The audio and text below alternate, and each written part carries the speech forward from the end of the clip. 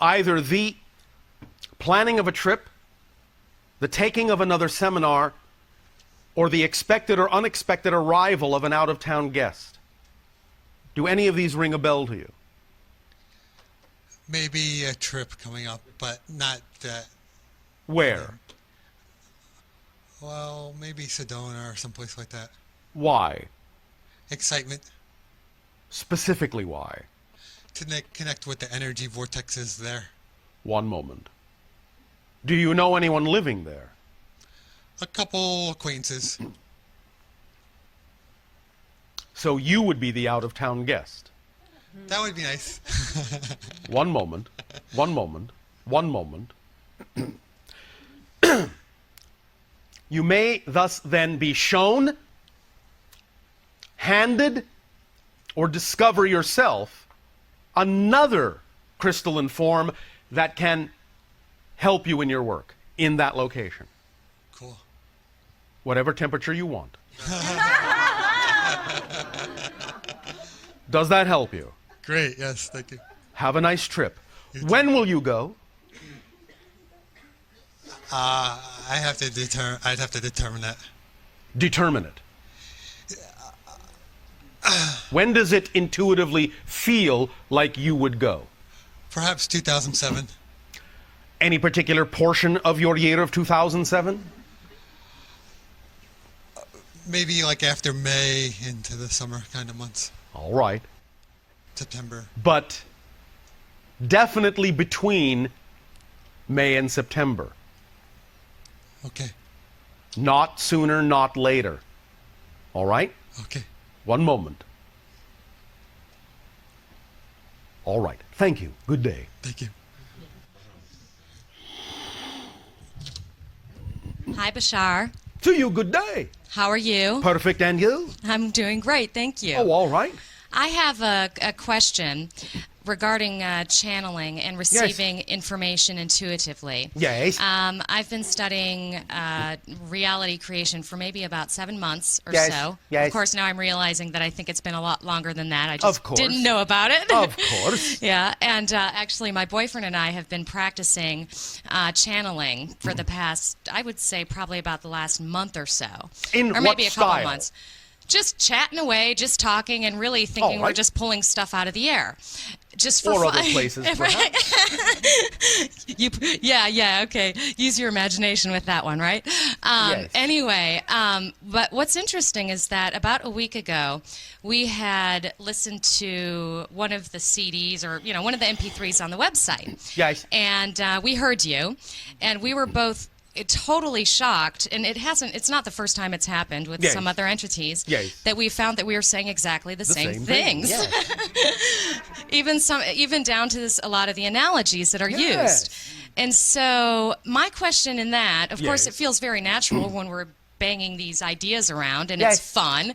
Yes. Some of it we think we're totally, really like, whoo, we're onto something. Other times we're like, we don't know what we're saying. But we find out later that we do indeed All right. know what we're saying. Yes. Is that channeling? Yes.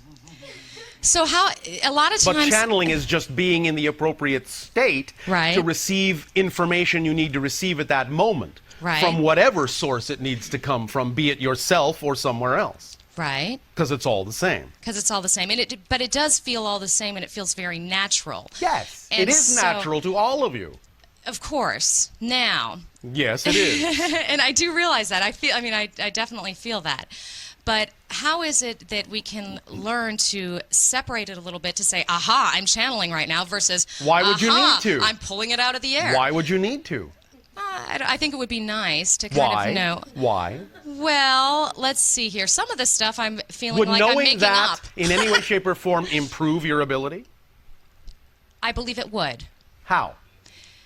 Because I would know that there isn't a separation in the sense that some of the stuff I really feel like I'm making up.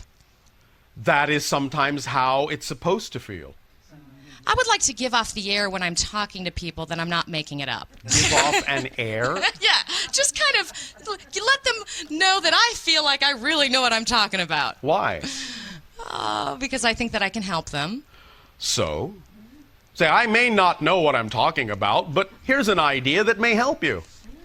Oh, that's a good way. That's a good way of saying it. Why, thank you. I like that. Okay. I think I was just looking for the semantics of words. There you go. But I have one other question, actually, Yes. regarding dreams. Yes. I've had lots of really cool, intricate dreams.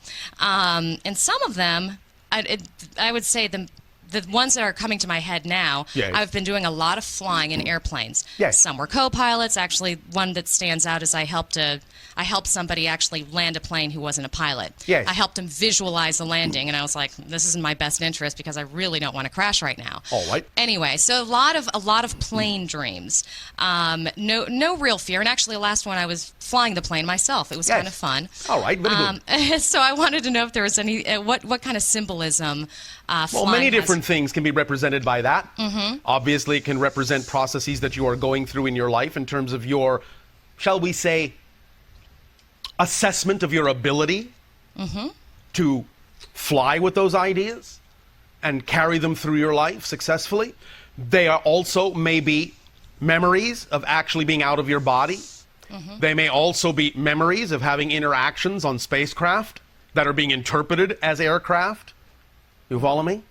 Yeah. Many different things can be happening in those particular symbologies. Gotcha. Okay, some more symbolism. How about I've seen a lot of things in the clouds, lots of shapes and pretty pictures and things like that. Yes. Fish and numbers and Again, physical reality is nothing but a mirror. What it reflects to you is simply representative of the vibrational state you are in, so that the physical reality mirror acts as a check and balance to remind you of exactly where you are, so you can decide to either maintain it, perpetuate it, or change it. some of the stuff seems random. So if it's a mirror of But like, you say- know it's not. I know it's not random. I know, but Then why even bother saying that it seems that it is?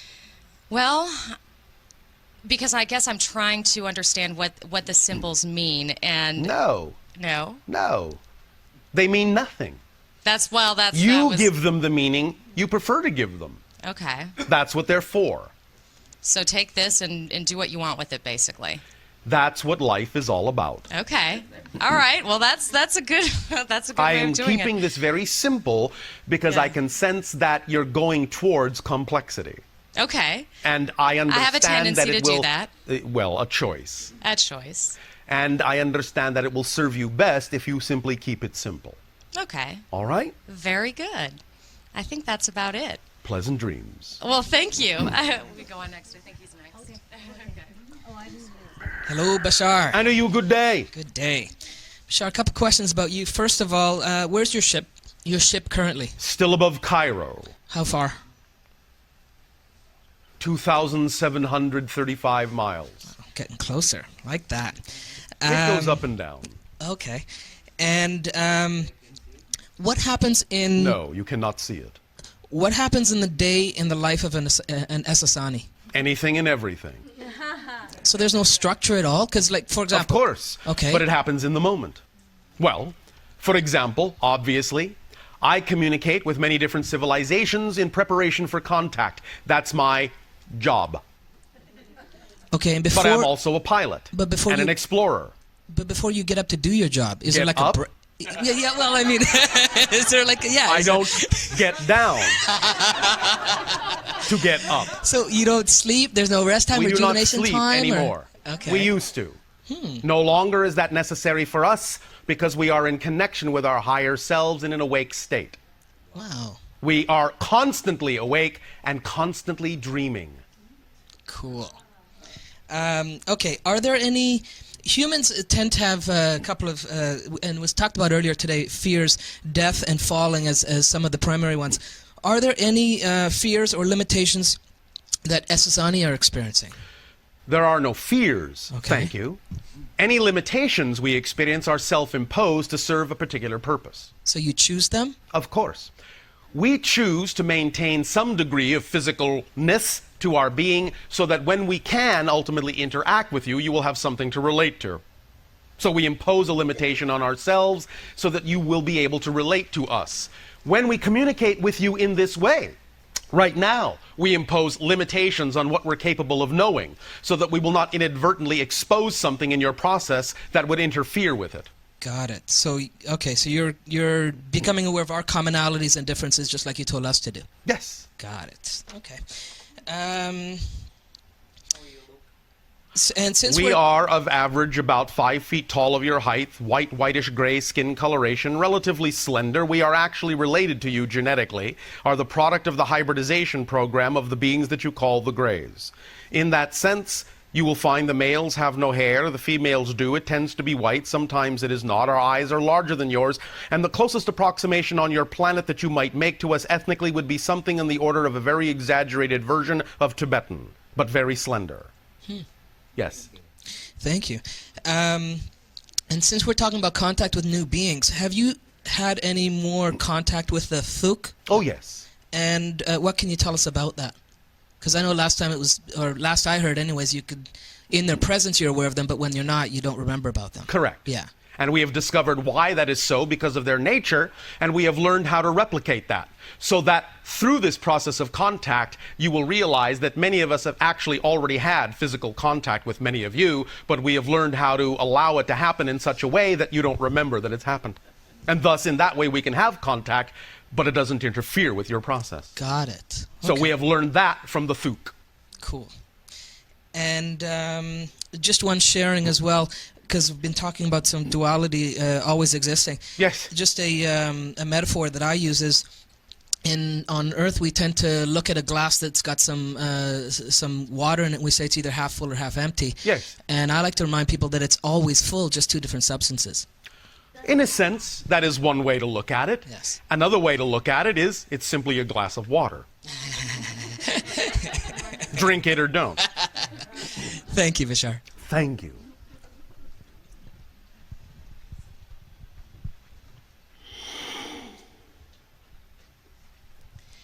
Hello, Bashar. And to you, good day.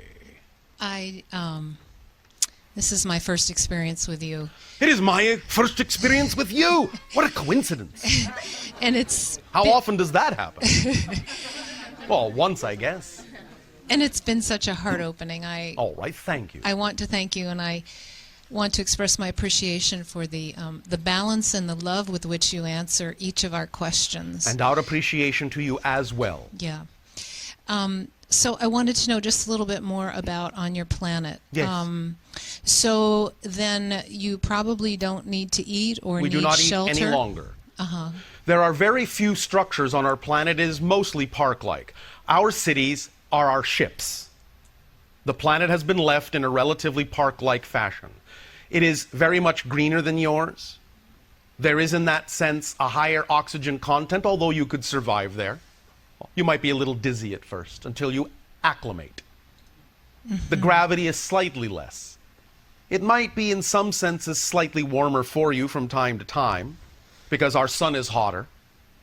But the idea also is that whatever needs to occur on the surface will occur in terms of the comings together of things or the creation of a structure if there is need for one.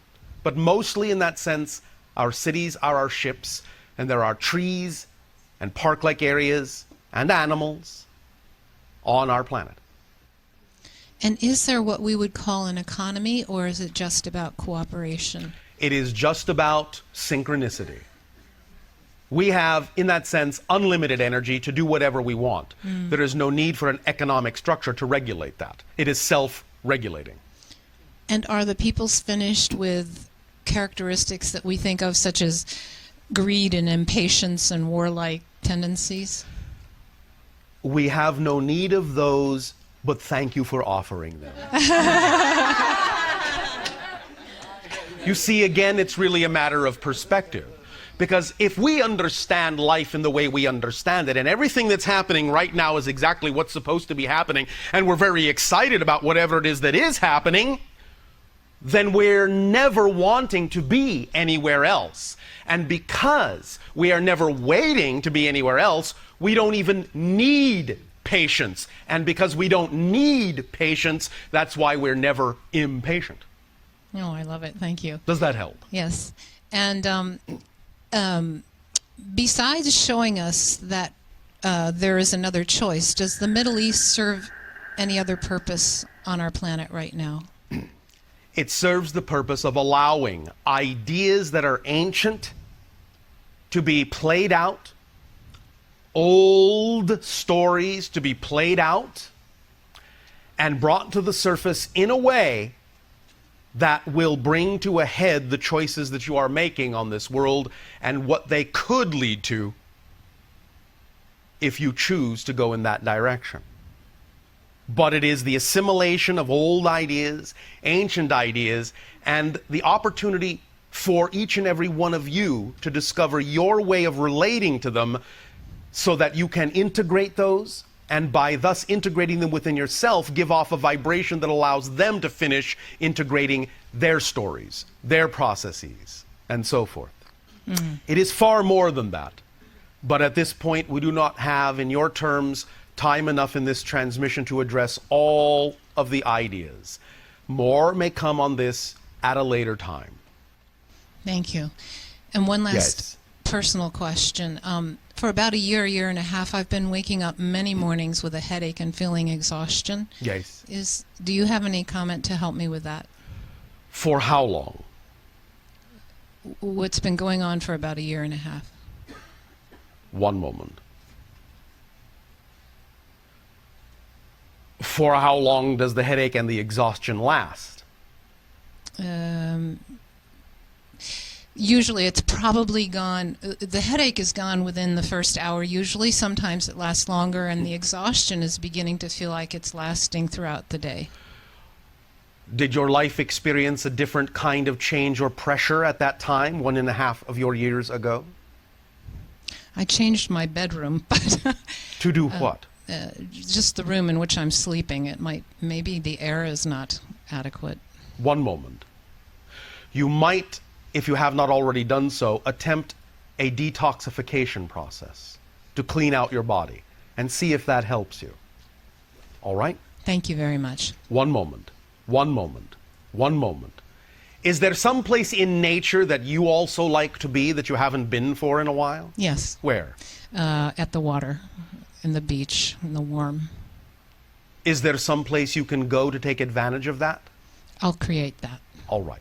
It might be at this point in your life wise for you to reconnect to nature in a very earthly and grounded way Yes. and breathe deeply of those nature essences. All right? Yes, thank you. Thank you. At this timing, allow us to suggest to each and every one of you that you take a moment to close your eyes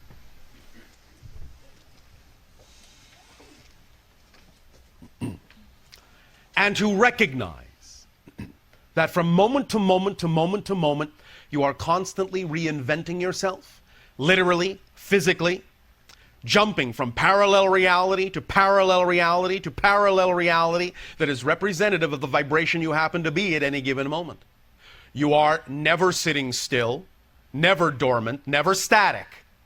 You are made in the image of the infinite creation, and that means you are always creating, whether you are aware of it or not. And when I say creating, I mean that at every moment you make a change, you make a total change, a complete change in the entirety of your universal experience. Guide yourself through this experience, through this process, by being, at any given moment, the state of being that you prefer to be, the vibration you prefer to be. It's your choice. There is no reason not to be who you prefer to be other than the reasons you invent for yourself. No contradiction comes from all that is to what you believe most strongly you are. It supports you utterly, totally, unconditionally, moment to moment to moment. Relax into the certain knowledge that all that is does not create mistakes. If you exist, you deserve to. If you deserve to exist, you deserve to exist how you choose to be. But only by being that state will you experience the reality that goes with it. for that is the state of creation itself. We will, at this time, extend to each and every one of you our deepest appreciation at the co-creation of this contact, for this is a contact, and will lead to others of a variety of natures and kinds, on all levels. You are never alone, and this is an active program, an active agenda in which you are actively participating. And this is but one moment, one phase, one chapter in a new direction of history. You are rewriting yourselves, and it is an exciting story that is unfolding. Feel it, ride with it, be in it. Be the character you were created to be. Our unconditional love to you all, our appreciation to you all, our gratitude to you all. Good day.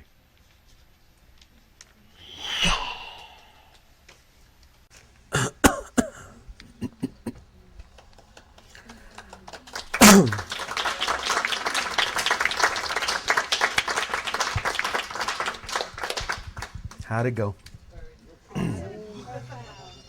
Thank you all again for being here. Appreciate it. Allowing this transmission to occur through this particular gateway in this way at this time.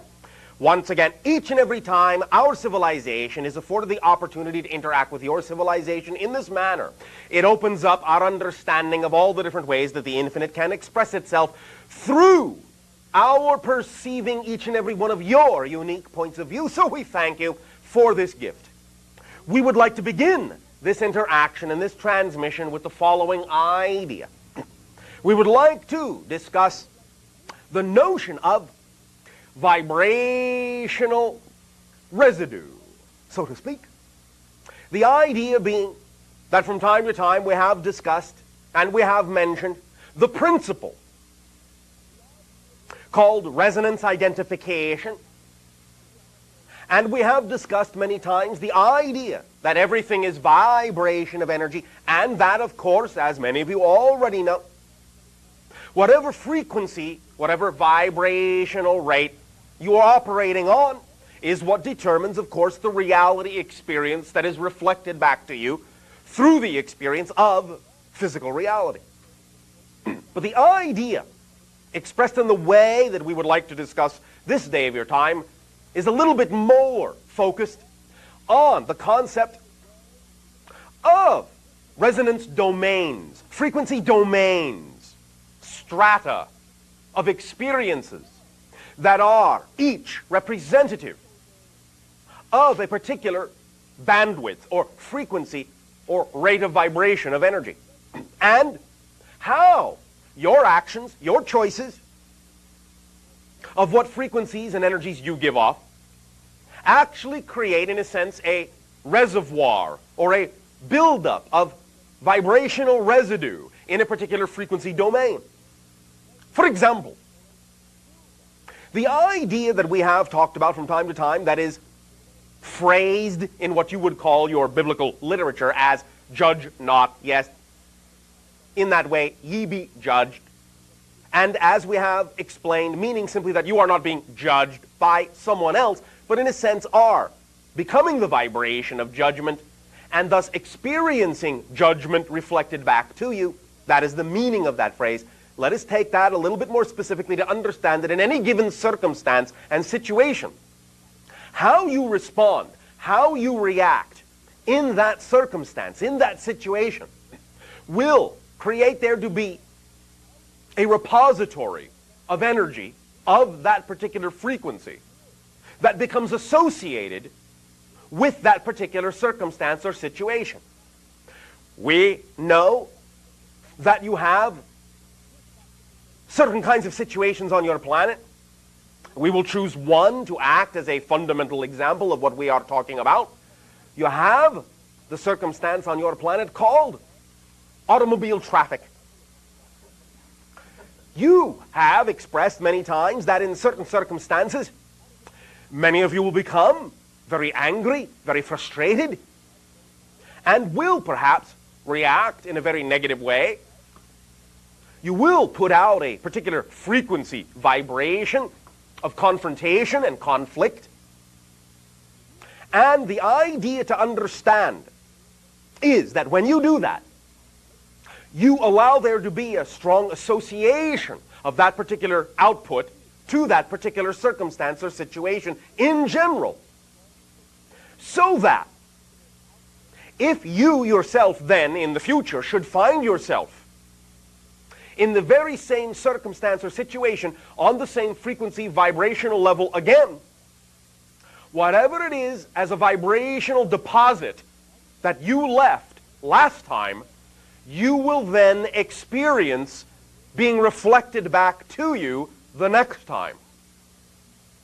In that sense, it is similar to the concept of self-imposed karma, self-created karma, in that if you create conflictive vibrations, frustration vibrations, anger vibrations in the first situation, then the next time you find yourself in a similar situation, it may not necessarily come back to you in exactly the same way, but come back to you it will. Because you have, in a sense, associated that circumstance with that frequency and will automatically find yourself at the receiving end of the frequency that you gave off. The idea is that you may not receive it in the same way. Individuals may not necessarily curse at you, as you say, as you may have done the first time to them. But you may experience it either that way, or you may experience all of a sudden an overwhelming sense, perhaps now that you are in their shoes, doing exactly the same thing that you cursed them out for before the first time. You may feel a sense of overwhelming shame. You may feel a sense of guilt. Not that you deserve to, not that you need to, but the idea is that this energy will come back to you in some way, for everything requires balance. And if you leave a deposit of that vibration connected to such a circumstance, then when you find yourself crossing that wavelength again, you will pick up the baggage that you left before. Because it is associated to you. It is keyed to you. It came from you. It belongs to you. It will come back to you. The idea is that, again, it may come back to you in a variety of ways. Either it will be literally reflected in exactly the same way that you gave it off, or you will feel it or experience it in your life in some manifestation that is indicative of the same vibrational level. Things suddenly may not work too well for you. Things may start to fall apart. You may feel certain emotions that are unpleasant for you. All because, to begin with, you allowed yourself to succumb to a particular vibration that may have really no benefit for you constructively, and in giving it off and associating it and attaching it to that circumstance, then it doesn't allow you to be free to experience that circumstance in the future in a clear and neutral way. Whenever you make such an association, you automatically limit the way in which you can experience that circumstance in the future until you clarify that energy as you have put it in to begin with.